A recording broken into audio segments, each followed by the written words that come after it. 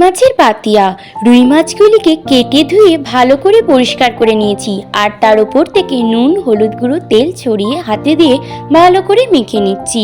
তারপরে ওইদিকে কড়াইয়ের মধ্যে তেল গরম করতে বসিয়ে দিয়েছি। তেলটি গরম হয়ে যাওয়ার পর মাছগুলি এক একটি করে ছেড়ে দিয়েছি আর এইদিকে একটি ব্যাটার তৈরি করে নিচ্ছি মশলার। গোটা কয়েক কিশমিশ নিয়েছি যেটি আগের দিন রাত্রে ভিজিয়ে রেখেছিলাম, আর দিলাম তার সাথে হাফ কাপ দুধ, 2 চামচের মতন হলুদ গুঁড়ো, 2 চামচের মতন জিরে গুঁড়ো, আর দিলাম লঙ্কার গুঁড়ো 4 চামচের মতন। আপনারা যেমন ঝাল খান সেই পরিমাণ দেবেন। আর পেস্টটি তৈরি করার জন্য আরও দিলাম হাফ কাপ দুধ দিয়ে ভালো করে মিক্সারটা মিক্সড করে নিলাম। ভালো করে মিক্সড করে নিতে হবে যাতে মশলাগুলি টেলা পাকিয়ে না থাকে হবে। আর ওইদিকে মাছগুলি ভাজা হয়ে যেতে একটি পাত্রে তুলে নিয়েছি আর শিলের মধ্যে ধনেপাতা, রসুন, কাঁচা লঙ্কার একটি পেস্ট তৈরি করে নিচ্ছি। 4টে বড় বড় পেঁয়াজ কুচিয়ে নিয়েছি আর কড়াইয়ের মধ্যে তেল দিয়ে পেঁয়াজগুলিকে তুলে দিলাম আর একটু অল্প পরিমাণে নুন দিয়েছি, দিয়ে নাড়াচাড়া করে একটু ভেজে নেব। আর এখানে 4টের মতন টমেটো ফালি করে নিয়েছি যেটি পেঁয়াজের উপরে তুলে দেব, দিয়ে আবার নাড়াচাড়া করে নিচ্ছি। ঢেকে দিলাম 2 মিনিটের জন্য যাতে টমেটোগুলি একটু গলে যায়। 2 মিনিট পর ঢাকা তুলে দেখব কি সুন্দর গলে গেছে। এরপরে তুলে দেব ধনেপাতা, রসুন আর লঙ্কার পেস্টটি, দিয়ে আবার নাড়াচাড়া শুরু করে দেব।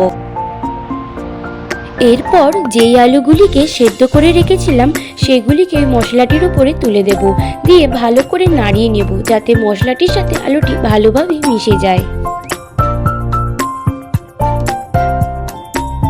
এইখানে আমি 2 চামচের মতন নুন দিয়েছি, আপনারা আপনাদের আন্দাজ মতন নুন দেবেন। সেদ্ধ আলুটি কিন্তু ভালোভাবে মশলাটির সাথে মিশে গেছে। এবার যে মশলার ব্যাটারটি তৈরি করেছিলাম সেটি এবার উপর থেকে ছড়িয়ে দেব। ছড়িয়ে দেওয়ার পর একটু ভালো করে নাড়াচাড়া করে নেব। ওটি নাড়াচাড়া করে নেওয়ার পর উপর থেকে ছড়িয়ে নেব 1 চামচের মতন গুড়, যাতে ভালো কালারটা আসে আর স্বাদের ব্যালেন্সটাও ঠিকঠাক থাকে।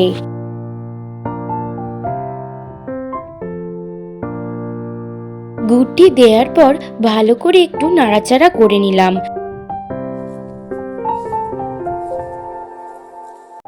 অল্প পরিমাণে একটু জল দিয়ে দেব।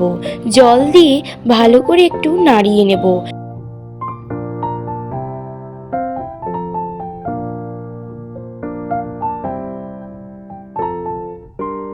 মাছের গ্রেভিটি কিন্তু একদম তৈরি হয়ে গেছে। এর ওপরে এক একটি করে মাছ তুলে দিলাম। মাছগুলি তুলে দেওয়ার পরে গ্রেভিটির সাথে ভালো করে একটু মিশিয়ে নিলাম যাতে মাছের মধ্যে গ্রেভিটি একটু ভালোভাবে মিক্সড হয়ে যায়। ভালো করে মিক্সড করবার জন্য ঢেকে দেব 2 থেকে 3 মিনিটের জন্য। দেখুন রেডি হয়ে গেছে রুই মাছের পাতিয়া।